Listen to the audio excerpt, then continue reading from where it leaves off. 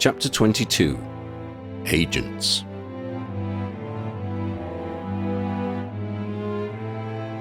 Harry was not keen on coming back from a job to find someone in his office. When that someone turned out to be the Minister of Magic himself, it took on new shades of awkwardness. "Minister, have you been waiting long?" There was a gentle cough from behind him. Hermione had followed him into the room. "Hi, Harry," she nodded in greeting, shutting the door behind her. "Harry," Kingsley smiled. "In answer to your question, no. I have only been here a couple of minutes." Harry sat at his desk and gestured to Hermione to take a seat. "So, how can I help the two of you?" Hermione looked to Kingsley, then proceeded. "The Minister has told me that you are planning to infiltrate Roll's operation, using non-ministry personnel." Harry squirmed in his seat. "Do I need the services of a legal advocate?" Hermione shook her head. "I'm not here to give you a hard time about it, Harry." Harry narrowed his eyes. "You don't want to give me a hard time, or you're not allowed to give me a hard time?" Kingsley smiled and leaned forwards. "Harry, permit me to explain. I requested that the head of enforcement be in on our discussions, because I do not want the operation to get into legal difficulties at a later date. If there are arrests, we do not want the accused to go free because of some technicality." "I'm also concerned for the safety of the agents you use," Hermione added. Harry nodded slowly. "I should probably explain what we're planning and why we need to go about it this way. You can start by convincing me that Ron is not involved in any of this," Hermione challenged. Harry stared at her wide-eyed. "Of course he isn't. Not only is Ron no longer an aura, but he's also too well known to go undercover anywhere. Same reason I'm not going in." "There's always Polyjuice," Hermione suggested. Harry shook his head. "Not for long-term infiltration." "Crouch did it," Hermione countered. Harry glowered at her. "That was a different environment completely. He was in a school. There was no need for anyone to expect infiltrators. This is—" "Perhaps, Harry," Kingsley stepped in, "you could return to your original plan of explaining the whys and wherefores. Hermione will keep any questions and suggestions until you have finished." Hermione sat back in her chair, looking suitably chastened. Harry explained how the Aura Office had links to a small number of talented witches and wizards, who they had recruited as agents in secret. These were people leading ordinary lives who nobody would suspect of being linked with the auras. These agents had received some aura training. They could be deputized at short notice to serve as temporary auras or special informants. Hermione took the term to mean spies, though she said nothing.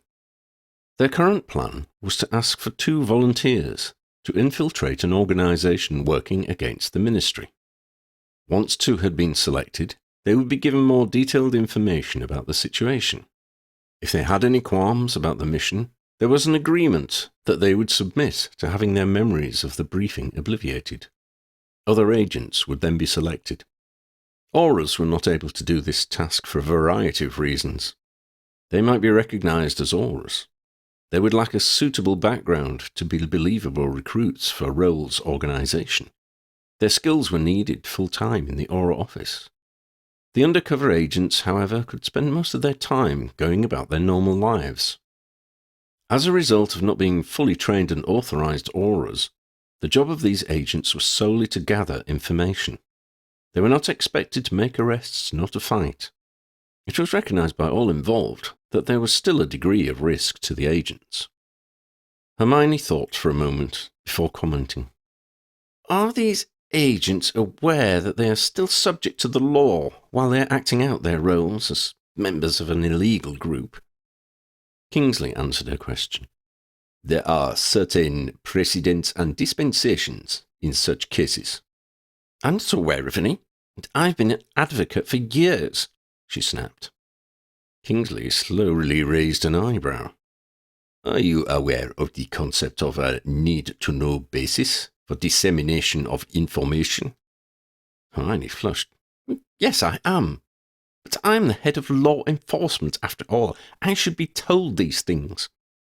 Kingsley looked at her, his face impassive. You are being told these things now that you need to know. There was a moment's silence. Harry cleared his throat. Do you have any suggestions about how we can keep our agents safe? Hermione glared at him for a second, then sighed. I understand why you need these agents, in rare cases like this. I don't suppose enforcement officers could be used for all the same reasons as the auras. Harry looked uncomfortable.